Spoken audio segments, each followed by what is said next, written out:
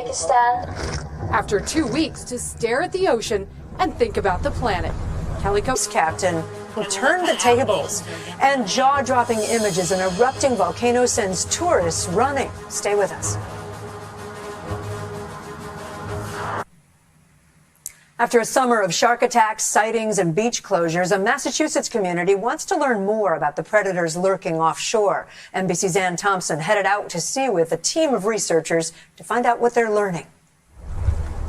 Nantucket, the charming resort island, once a whaling hub, is now on the lookout for sharks. Jason Bridges is a business owner and a selectman. What kind of threat does a shark attack pose to Nantucket?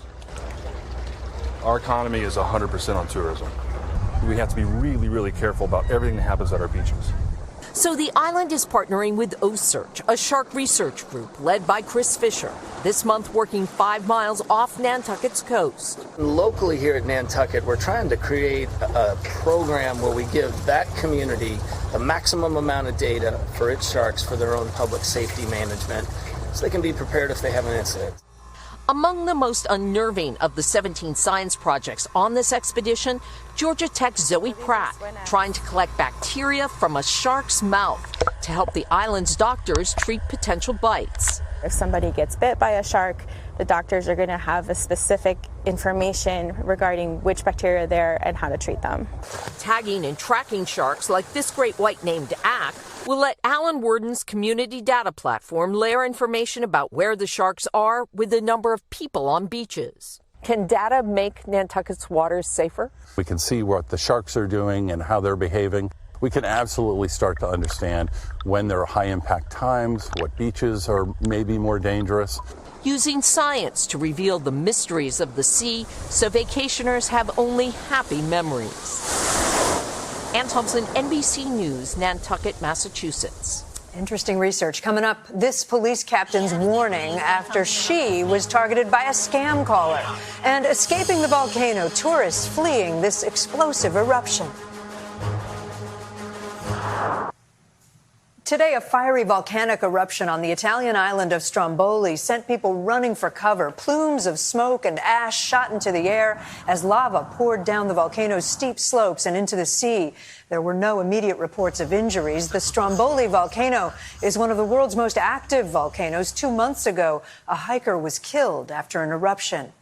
Here's a twist on yet another story about criminals using phone scams to trick people into giving up personal information. This week, the tables were turned on one con artist when a police captain answered the call. Hurricane Dorian NBC's Tom Costello has more on how the scammer got scammed. Can you verify me your home address? No, I will not. Ann Stevens admits she enjoyed messing with this scammer. I need you to verify me with the last 4-digit number of your social security. I'm not going to confirm my social security number with you. Without a clue he was talking to an Apex, North Carolina police captain, the phone crook claimed he was a social security officer, and in 45 minutes she'd be arrested on serious charges. Like money laundering, drug trafficking, and for Internal Revenue Service. I'm going to be charged with drug trafficking? Absolutely. The sheriff's department's not coming to get me. I'm pretty sure of that. She posted the video as a warning to victims, especially the elderly. We wanted them to see they're going to use any tactic they can to try to scare you into believing that something's going to happen so you'll give up your personal information. And we just want people to know, never do that. If you do not tell me how many bank accounts you have, we'll go ahead and suspend all the bank accounts which are connected to your social security. So don't blame us if you lose any money. Eventually, the bad guy hung up. So, folks, these are scam calls. Don't ever give out your information. The good news? This scammer has now gone viral. Tom Costello, NBC News, Washington.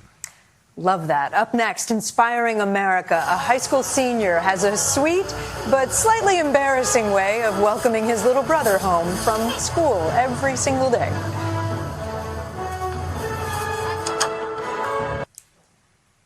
Finally, in tonight's Inspiring America, a Louisiana teenager shows us how brotherly love can be expressed in so many different ways and so many different costumes. Here's Katie Beck. Riding the bus home from school for some kids is a routine ritual, but not 12-year-old Max Tingle. He gets a welcoming party. Well, party of one, his older brother, Noah. For the past 12 days of the new school year, meeting Max at the curb in costume, and Mom capturing every silly moment of it. Were you embarrassed? A lot. So it worked? It worked.